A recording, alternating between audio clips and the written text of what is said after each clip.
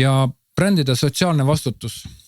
See on nüüd selline teema, et mida aeg edasi, seda olulisemaks muutub brändide sotsiaalne vastutus. Siin võime rääkida igate pidi, igate moodi.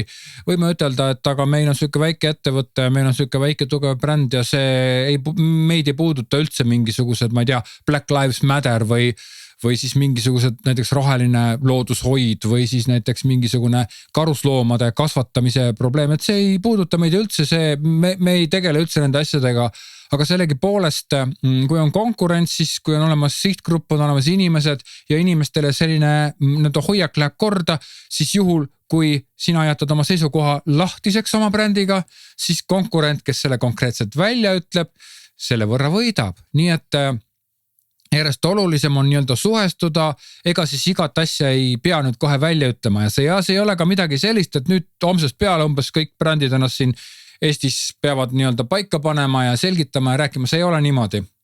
Vaid see on niipidi, et kõik brändid, see seisukoht peab olemas olema. Meil on seisukoht. Kui on seisukoht selline, et aga meie selles osas seisukohta ei võta, siis järelikult eeldatakse alati midagi kõige halvemat. Järelikult on teil midagi nagu vassida, midagi petta. Nii et ütleme, et see on midagi, milleks tuleb valmistuda ja turundusinimestel kui ka reklaamiinimestel, kes töötavad reklaamiagentuurides, neil peab olema see teadmine siin kuklas nagu kumisemas, et tegelikult mingil hetkel tahes-tahtmata tuleb selle teemaga tegeleda.